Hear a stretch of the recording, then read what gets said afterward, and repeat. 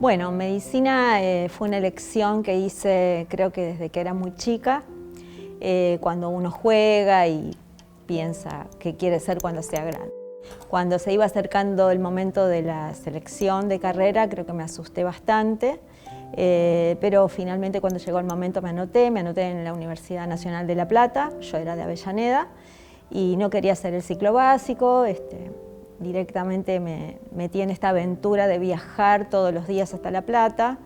Me encantó la universidad, con sus plazas llenas de estudiantes del interior. Pero bueno, esta aventura duró solamente hasta mitad de carrera, hasta cuarto año, y ahí decidí pasarme a la Universidad de Buenos Aires, porque bueno, yo era del grupo de estudiantes que en algún momento se planteó también la necesidad de trabajar. Claro. Entonces se me hizo un poco más cuesta arriba y bueno, el hecho de trabajar implicó que tenía que pasarme de universidad a la Universidad de Buenos Aires. Obviamente la Universidad de La Plata tenía 4 pisos, cuando llegué a la Universidad de Buenos Aires no me alcanzaba para la mirada, para abarcarla, Claro, y era otro universo mucho más grande. Bueno, también esta universidad en la que terminé la carrera me dio como otra mirada, y tuve la oportunidad de conocer profesores del Hospital de Clínicas, donde terminé la formación, compañeros extraordinarios. Y creo que entre las dos universidades tengo un poco la formación, bueno, de la universidad pública, de donde yo vengo, y una formación de excelencia en la época en que a mí me tocó formarme, que es el día de hoy que estoy absolutamente agradecida y contenta. ¿Y qué pasó después? Una vez que fuiste médica, ¿inmediatamente elegiste la especialidad o fue Sí. también un proceso como...?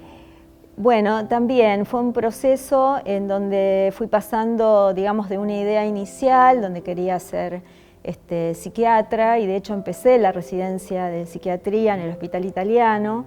En ese momento tenía una hija muy pequeña, que no tenía ni un año, y bueno, lo que nos pasa muchas veces a las mujeres cuando somos médicas y también tenemos que hacer una residencia. Bueno, claramente yo no quería resignar a nada, es decir, quería ser madre, quería tener una familia y también quería hacer una formación de calidad. Entré a la residencia del Hospital Italiano, pero claramente la cantidad de guardias y la carga horaria que me proponían con una bebé en ese momento no la pude sostener. Así que lo que hice fue, lo resigné, esperé un año y volví a rendir el año siguiente, cuando mi hija ya era un poco más grande. Claro. Pero en esta ocasión rendí para medicina de familia y en la salud pública. Me fui al Hospital Piñero de la ciudad de Buenos Aires, porque en ese año que no hice residencia empecé a hacer cursos y me di cuenta que a mí me gustaba todo, digamos. Me gustaba la psiquiatría, me gustaba la clínica, la pediatría, y en esos momentos recién se estaba empezando a hablar, por lo menos acá en el área metropolitana, de la especialidad medicina familiar, ¿no? Claro. Como una especialidad mucho más holística, más transversal, donde se abarcaban todos los grupos etarios, y se tenía una concepción mucho más integral de la persona en su familia, en su contexto, y me parece que era lo que a mí más me convocaba finalmente, Claro. y que no dejaba de lado la salud mental de las personas, sino que la integraba con todas las problemáticas de salud. Entonces me anoté para medicina familiar y finalmente entré e hice la residencia en el Hospital Piñero. Querido hospital. Qué difícil, me quedé pensando, es qué difícil para un médico, una médica, la vida y la profesión, ¿no? Las guardias, justo ahora que hay un reclamo también de salarios de residentes y demás, pienso en las problemáticas propias de la profesión, en la entrega total, especialmente con tu especialidad, que como decías es transversal, atraviesa, no hay ningún tipo de condicionante y demás. Digo, ¿cómo se maneja? ¿Cómo compatibilizarlo? Y la medicina. Bueno, justamente creo que yo no tenía mucha noción cuando empecé la residencia de lo que me esperaba. Sí tenía muchas ganas, y Mi primer año fue en un centro de salud, en Villa Soldati, en el barrio Ramón Carrillo. Y claro, el primer día yo llegué, incluso llegué hasta con una vestimenta inadecuada, ¿no? Porque no tenía ni idea de dónde iba. ¿Inadecuada en qué sentido? En el sentido que había ido con tacos altos, Claro. Y era una zona en donde yo tenía que ir preparada para embarrarme, Claro, para meterme en zonas anegadas, para meterme en zonas menos favorecidas. Y entonces mi jefa de residentes de ese momento se sonrió, porque claramente y yo me di cuenta que, que ahí empezaba mi proceso, en donde empecé a entender que iba a trabajar con comunidades que no eran las comunidades con las que yo me imaginaba que iba a trabajar. La medicina familiar fue un desafío, porque aún en el área metropolitana y a pocos kilómetros de la zona céntrica, veía gente que tenía muchas necesidades que no estaban satisfechas, necesidades no solamente como yo entendía la salud, sino que la salud ahí pasaba por otras cuestiones, como que no tenían, no sé, heladera, que no tenían agua potable, que no tenían condiciones de vida adecuadas. Entonces yo recuerdo que cuando empecé a trabajar como médica de familia, empecé a trabajar con veterinarios, con sociólogos, antropólogos, con una trabajadora social con la que iba a hacer las visitas domiciliarias por el barrio. Y desde este equipo de salud empecé a entender que la medicina era otra cosa, y de algún modo fue cambiando mi concepto de lo que era ser médico. Porque de repente yo indicaba una medicación y por ahí no me daba cuenta que el paciente no entendía mis indicaciones, o que no sabía leer, o que no tenía simplemente heladera para guardar el medicamento. Claro. Entonces había un montón de cosas que yo había aprendido en la universidad, pero que ahí no me servían. Claro, Y tuve que aprender otras. Claro, hay cuestiones que uno da por hecho que no estaban resueltas, claro. Y toda mi residencia en medicina familiar y comunitaria me sirvió, digamos, cuando uno dice me cambió la cabeza, por esto de incorporar la dimensión social.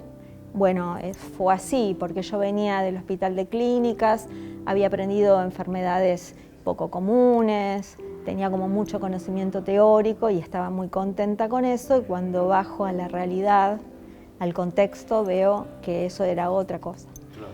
Y con respecto a cómo compatibilizar con mi vida, bueno, me acuerdo que mi hija mayor en ese momento tenía 2 años y todo el tiempo la iba dejando con alguien cuando tenía guardias. Un día iba con una abuela, otro día iba con otra, hasta que un día me dijo, ¿y hoy con quién me toca ir, mamá? Claro. Y ahí dije, bueno, contraté una señora de tiempo completo con cama, porque digo, no puedo estar haciendo esto. Claro. Pero no resigné mi proyecto de formación como médica, y yo creo que ella lo entendió. Ella es ingeniera, tiene la edad que yo tenía cuando la tuve a ella. Claro. Y de alguna manera ella creció con una mamá médica. Claro. Y bueno, creo que lo incorporó naturalmente. Sí, y empieza a pasar también como en el momento en que es madre, a entender un poco más a la mamá, ¿no? Sí. Es así, como Sí, a decir, sí. Bueno, ahora entiendo. Sí. Antes lo reprochaba y ahora entiendo. Sí, no hubo reproches, simplemente que, bueno, uno siempre estaba tironeado por esto de, bueno, me iba a la guardia, la dejaba con fiebre, y yo iba a su vez a atender a otros pacientes que tenían la edad de ella, que estaban igual que ella. Entonces, este dilema, ¿no? De yo decía, bueno, me estoy dejando a mi hija. Claro, no estoy atendiendo a mi hija. Y estoy atendiendo a otros, pero bueno, esa era mi tarea. Claro. Y la verdad es que yo no quería resignar por nada de mi proyecto de vida, porque mi proyecto de vida fue la medicina y también fue la maternidad. Claro, y lo pudiste lograr, digamos. Y a la docencia, porque en algún momento hubo un corte o un cambio o un complemento, ahora me contás cómo lo llamamos, cómo lo denominamos mejor, pero en algún momento te involucraste también con eso y todas estas vivencias que me estás contando las transmitís ahora en el espacio áulico, me imagino.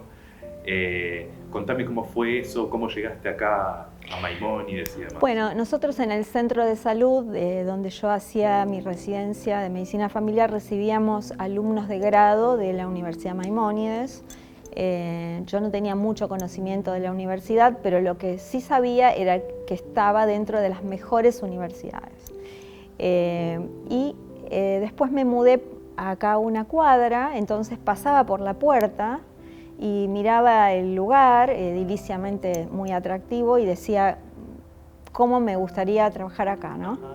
Y bueno, casualmente un compañero mío de residencia empezó a trabajar acá. Yo todavía estaba en el último año de la formación, ya estaba por tener a mi segunda hija, y surgió una propuesta de ser tutora de aprendizaje basado en problemas. Necesitaban gente y me convocaron.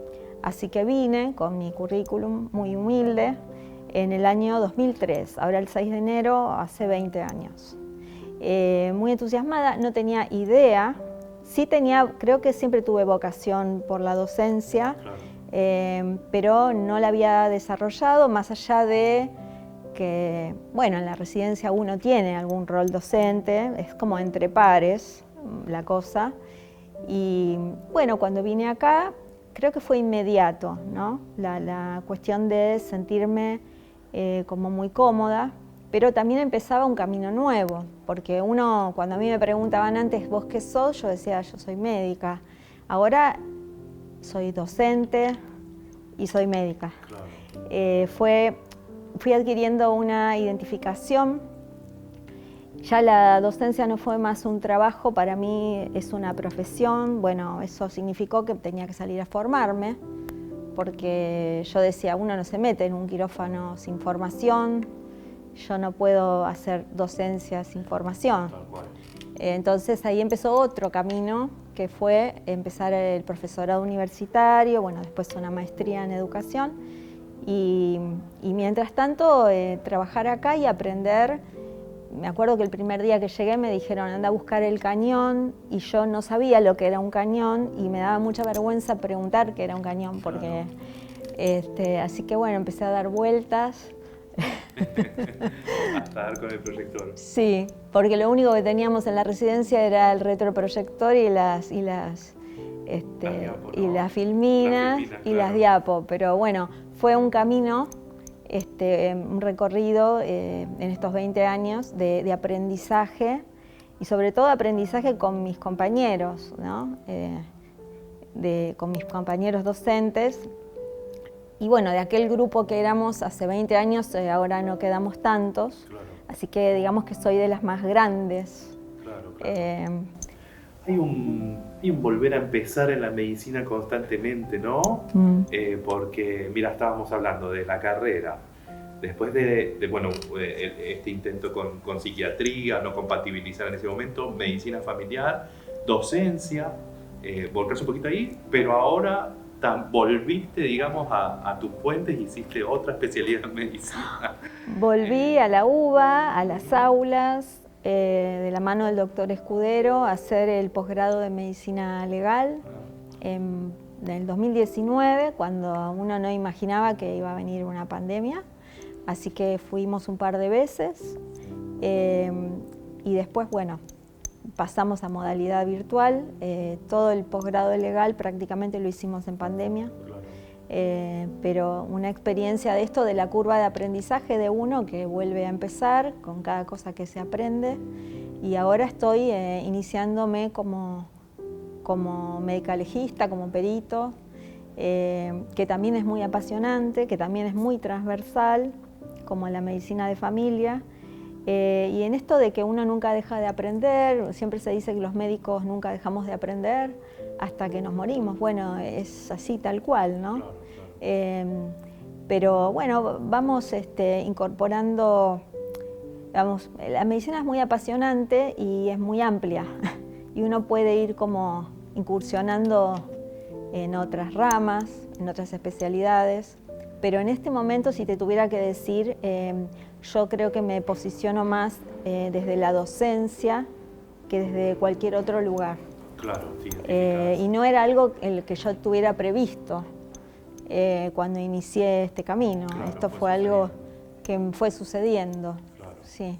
Pasa mucho, ¿no? De la idea inicial, que estás en contacto constantemente con alumnos que están formándose para ser médicos, pasa que la idea inicial después generalmente no termina siendo, ¿no?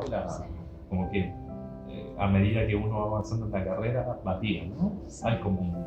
Sí, es un proceso. Claro. Y además desde lo que es la gestión educativa, ¿no? Porque yo me imaginaba la docencia dando clases, pero no me imaginaba la docencia en el detrás de escena, armando estos escenarios para que los aprendizajes ocurran, ¿no? Claro.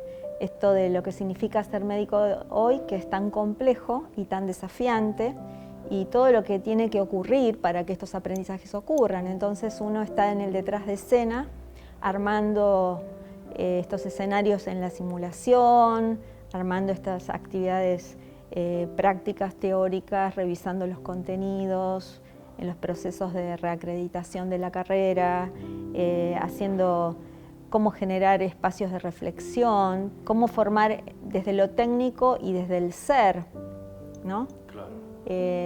Para no caer, digamos, solamente en cuestiones técnicas y dejar de lado lo que es ser médico, Claro. no solo en el hacer, sino en el ser.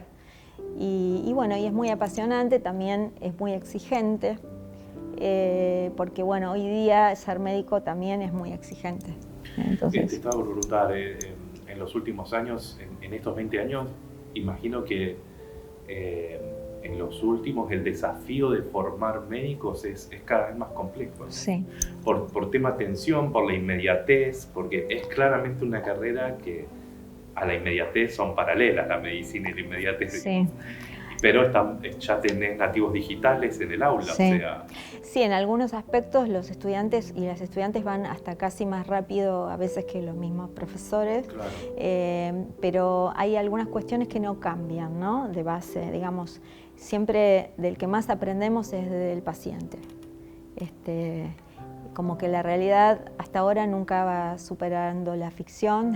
Claro. Y por más que tenemos un montón de herramientas que nos ayudan, la simulación, el aprendizaje basado en problemas, hay alguna cuestión que nosotros tenemos del contacto con los pacientes, que en definitiva es lo que retroalimenta todo el sistema, ¿no? Claro. Que es lo que no ha cambiado a través del tiempo, pero es muy exigente, claro, porque el contenido, los conocimientos se renueva muy rápido y uno más que transmitir conocimiento, lo que transmite son modos de pensar, modos de obtener la información, y lo más difícil es después qué hacer con la información, cómo aplicarla, Claro. cómo usarla, que uno la usa para pensar.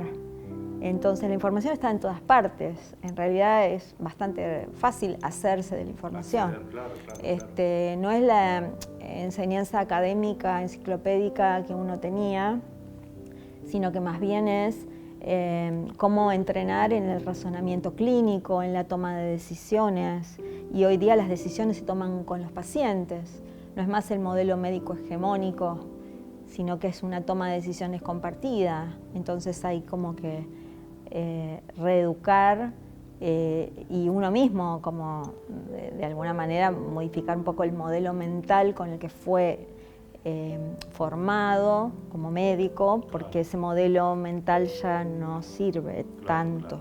Claro. ¿No? Es importante el ida y vuelta hoy en día. Totalmente. Estamos en Maimónides, lo más probable es que vayamos al mismo lugar en mi pregunta y tu respuesta, teniendo en cuenta que estamos acá en Umbay, pero ¿crees que el modelo de enseñanza de la universidad es el más adecuado para este momento histórico, si se quiere? Porque me hablabas del aprendizaje basado en problemas, y pasaste por la Universidad Nacional de La Plata, por la UBA, casas de altos estudios, con diferentes metodologías de enseñanza, pero digo, acá, ¿qué pasa con el alumno? ¿Qué pasa con el estudiante? ¿Sentís que este modelo de enseñanza es adecuado para este momento histórico? ¿No? ¿Qué le agregarías? Sí, yo creo que más allá de la estrategia de enseñanza que uno usa, Lo que uno acá tiene, que yo no he visto en muchos lados, a pesar de que también fui docente en otros lugares, es esta cuestión tan personalizada del vínculo, porque es una cuestión de vínculo entre el docente y el estudiante, ¿no? Y este seguimiento que uno puede hacer de todo lo que le acontece, más allá de lo estrictamente académico. Claro. Yo creo que nosotros estamos replanteándonos en este momento un plan de estudios, una manera de trabajar, y que estamos incorporando cada vez más estrategias, que no es solamente la herramienta que se puede usar, porque claramente hay que combinarlas y hay que incorporar nuevas. Hay mucha cosa nueva que te ofrece ahora la educación médica, pero más allá de la herramienta elegida, lo importante me parece que es no perder de vista poco que tiene que haber una coherencia entre lo que uno quiere enseñar y la estrategia que uno que va a utilizar, ¿no?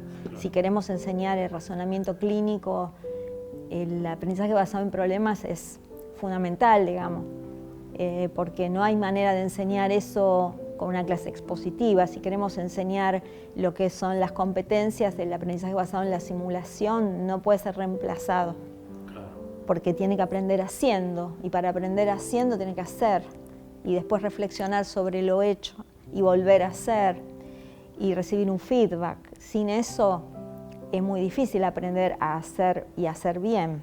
Entonces, como que cada estrategia se tiene que adecuar a lo que uno quiere enseñar.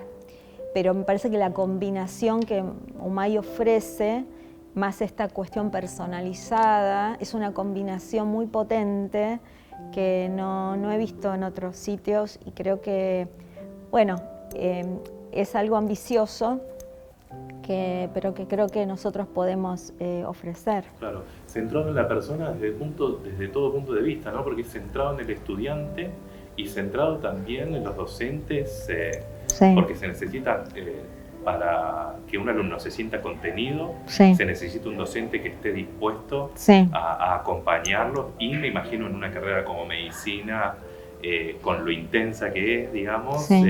Esa contención es importante, ¿no?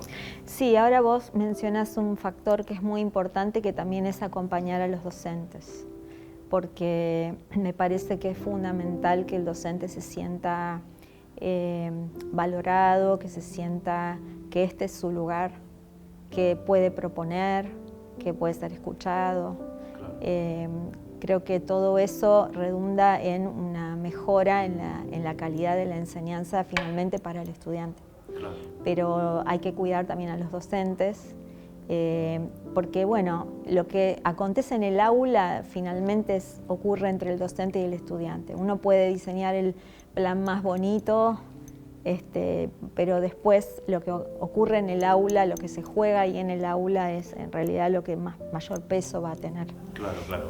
Sí, y además más en estos tiempos que tuvieron ustedes docentes que cambiar una vez más, ¿no? Pensando en la pandemia, en todo lo que sucedió, de repente aprender nuevos lenguajes, trabajar con nuevas plataformas, digamos. Sí, eso que en su momento fue algo súbito, inesperado, y fue casi como una urgencia, ahora es, la verdad que es una ganancia absoluta en términos de aprendizaje, ¿no? Claro. Porque esa incorporación de todos esos conocimientos, la verdad que, bueno, hay como uno cuando aprende algo nuevo, en general esto le causa como mucha gratificación, ¿no?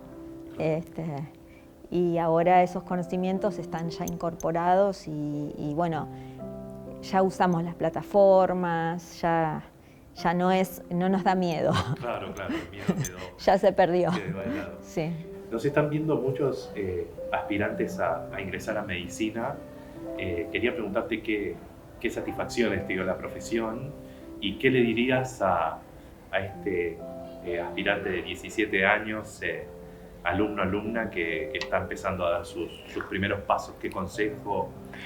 Bueno, el consejo es que siga sus sueños, que es un camino muy apasionante, que como toda profesión tiene sus desafíos, que tal vez el desafío que nosotros tenemos como importante es que estamos constantemente formándonos, aprendiendo, eso seguramente lo habrán escuchado, ¿no?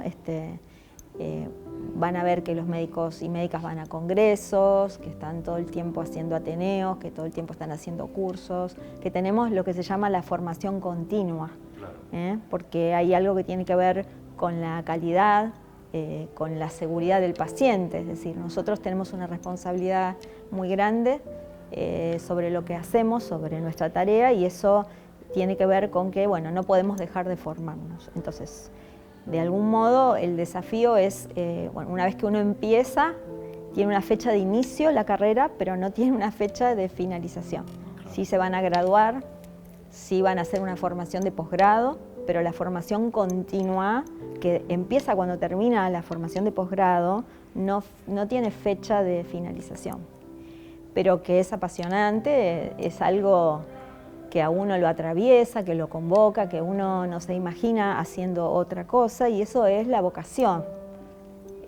Así que cuando uno tiene vocación para algo, en general eso le da felicidad.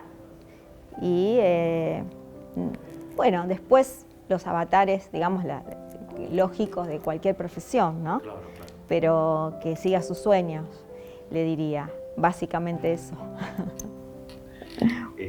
¿Hay algo que no te pregunté, que nos quedó afuera, que te hubiera gustado decir?